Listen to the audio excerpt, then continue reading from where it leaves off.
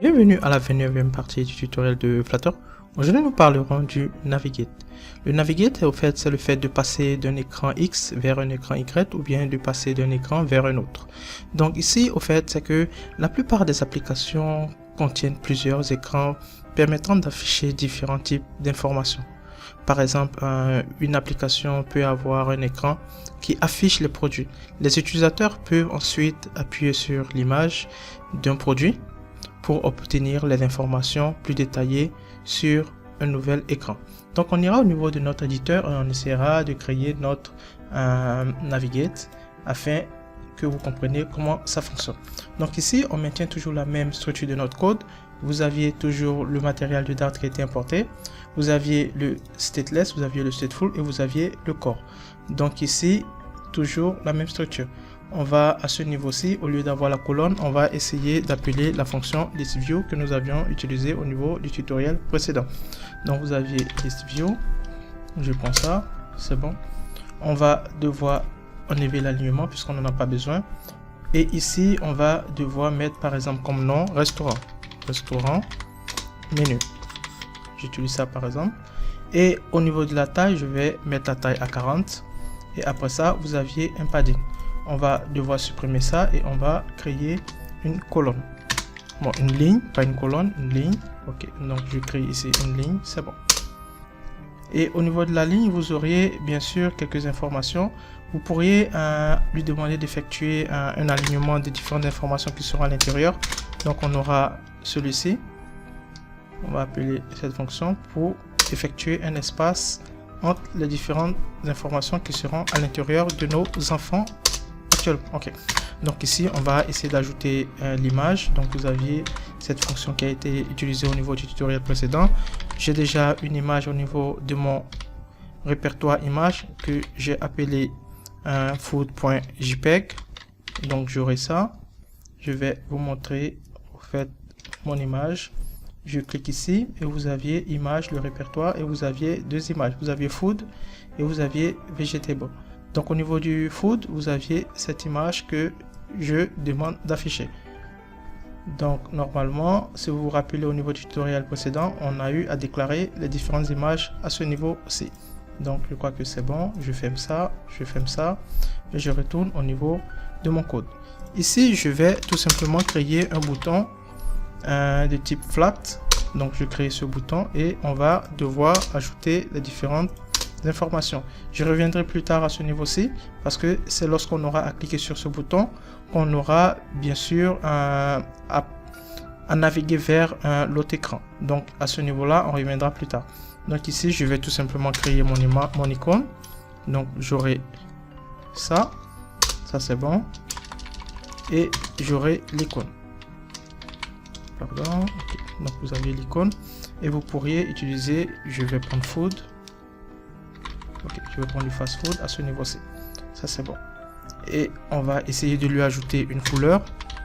Donc vous aviez la couleur, je vais prendre par exemple la couleur orange. Vous pourriez utiliser celle qui sera intéressante pour vous. Donc au niveau de la taille, je vais mettre par exemple du 25. Ça c'est bon. Donc ici vous auriez, après ça on aura le label, et le label je vais prendre par exemple du test.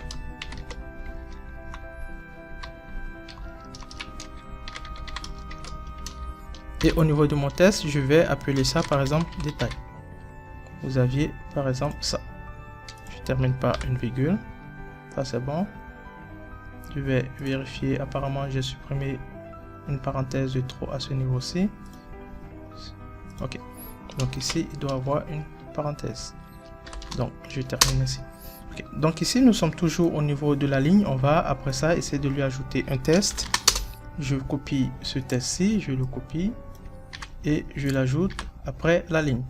Et mon test, je vais l'appeler par exemple un viande au pop, par exemple. Ok. Donc vous aviez pour un premier temps cette information. On va lui donner par exemple une taille de 30 et on va essayer de maintenir par exemple la couleur orange ici. Ça c'est bon. Et après ça, vous pourriez maintenant essayer d'ajouter d'autres informations. On va essayer de valider ce code, viande, j'enlève ça. On va valider le code et on verra ce que ça nous donne. Je clique sur ça.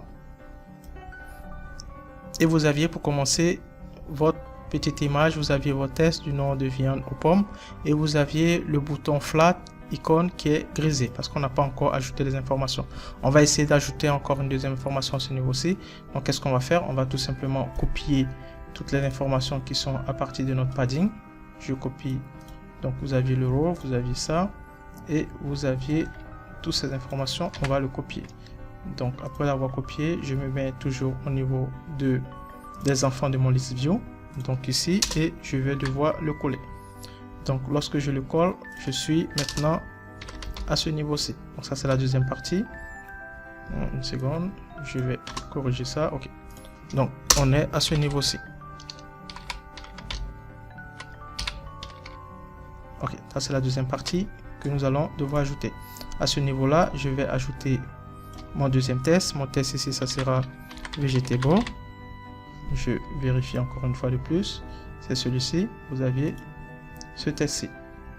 Donc, je vais copier le même nom de type JPEG. Je le ferme.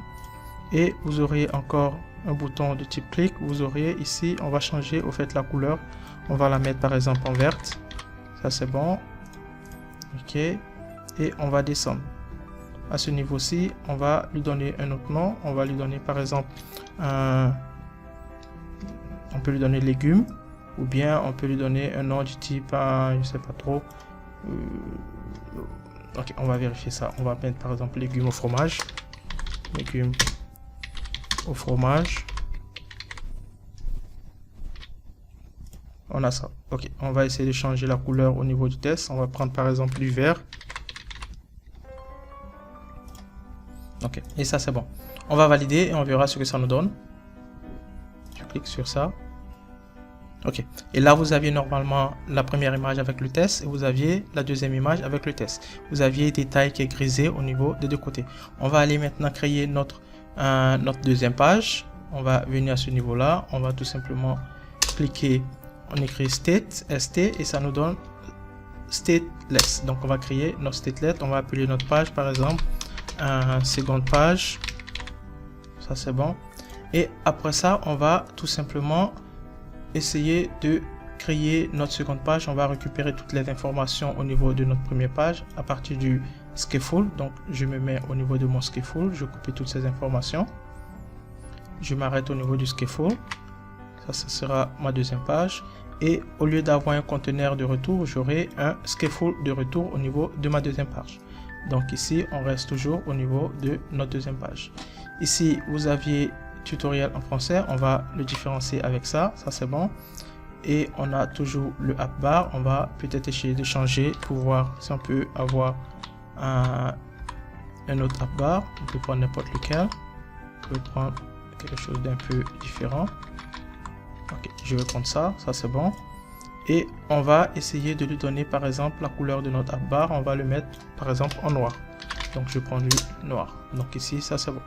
Maintenant, au niveau du corps, vous aviez la première information ci. On va essayer de changer cette information pour utiliser une autre information. On pourra par exemple utiliser un test. Donc on aura le test ici, ça sera le premier test que nous allons récupérer. Donc on aura la variable 1 que nous allons devoir déclarer. Ça c'est bon. Et je vais mettre ça par exemple à 30. Ça c'est bon.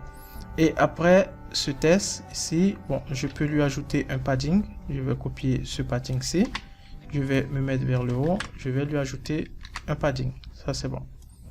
Donc on a d'abord le test et après on aura les enfants. Donc à ce niveau-ci, on va partir au niveau de notre ligne et on va lui ajouter par exemple l'image. Donc ici, au niveau de l'image, vous aurez effectivement la variable. On va avoir la variable, la deuxième variable. Donc ça c'est bon.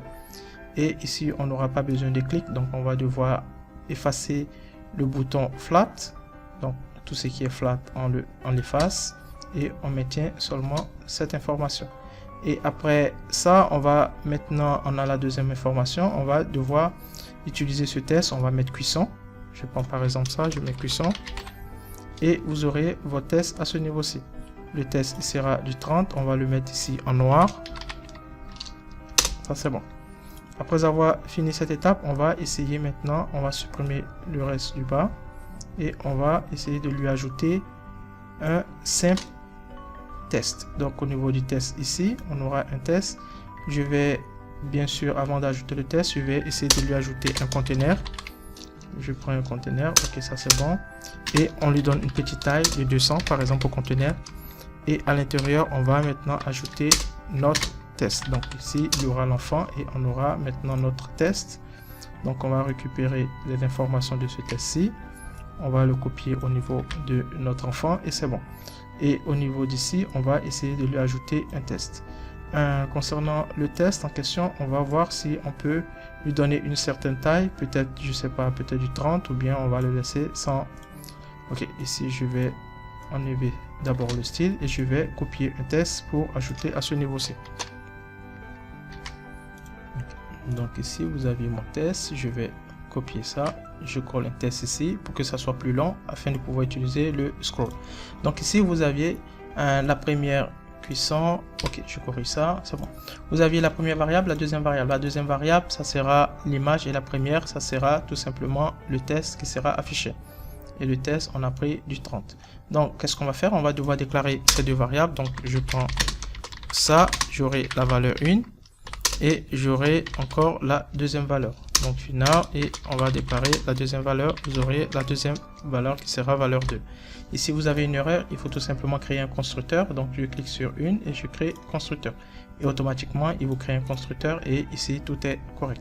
Donc ici vous aviez créé votre deuxième page, vous aviez votre deuxième page qui est constituée d'un stateless. Et cette deuxième page, vous avez une variable qu'elle va récupérer. On va récupérer le nom qui se trouve au niveau de l'application, par exemple viande aux pommes ou bien légumes au fromage. Et on va récupérer l'image que nous allons devoir transférer sur la deuxième page.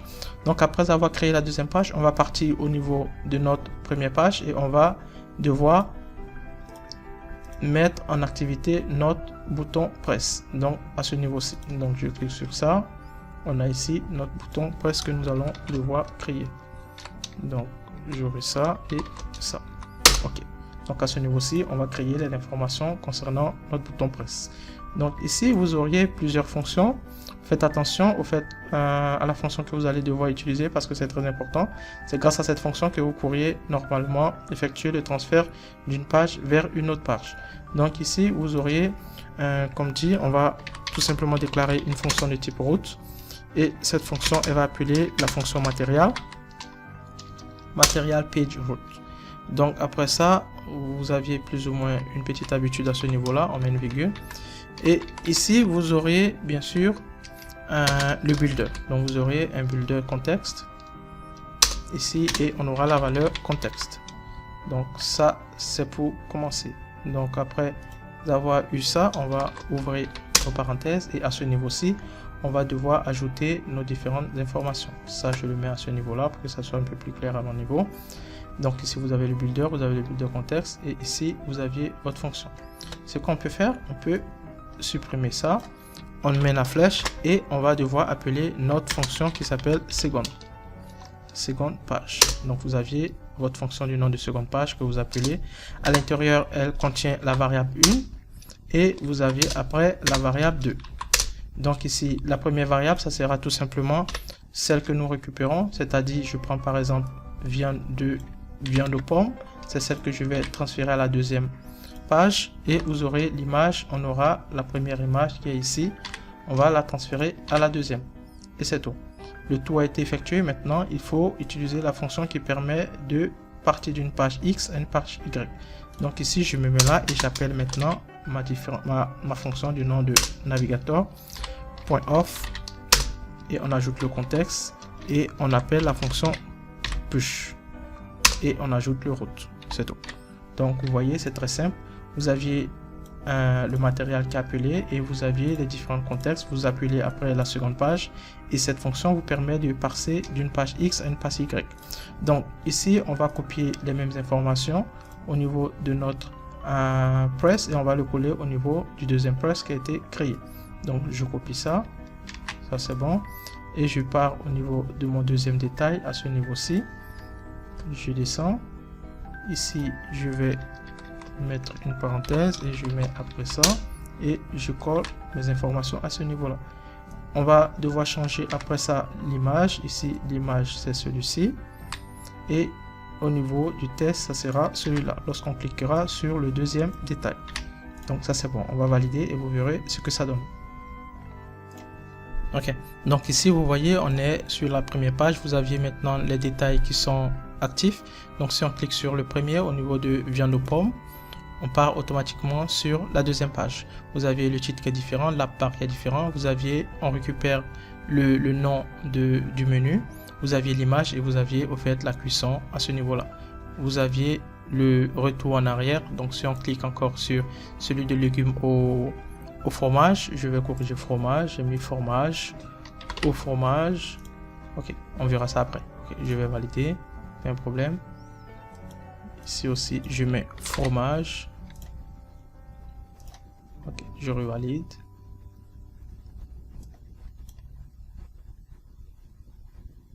Ok, donc c'est bon. Ici, légumes au fromage. Donc ici, je clique sur détail. On retourne et il nous récupère légumes au fromage. Vous aviez l'image aussi qui est récupérée et vous aviez la cuisson. Vous aviez automatiquement le bouton retour qui se trouve à ce niveau-là pour retourner. S'il se trouve que vous n'aimerez pas utiliser le bouton retour qui se trouve au niveau de la page, que vous aimeriez créer votre propre bouton, en ce moment, vous serez obligé d'utiliser la fonction pop. Et ici, qu'est-ce que ça va faire? Ça va tout simplement retourner, c'est-à-dire vous allez retourner à la page d'origine. Mais vous devrez créer votre propre bouton et vous utilisez cette fonction. Et derrière, vous pouvez retourner en arrière. Donc ici, je remets le code par défaut. Voici plus ou moins comment fonctionne les Navigate avec Flutter. C'est très simple. Vous aviez à créer votre deuxième page et vous appelez la deuxième page dans la première et vous pouvez transférer les informations si vous le désirez. Donc si vous avez des questions, vous pouvez me revenir via les commentaires et j'essaierai de vous répondre. Merci encore et bonne journée.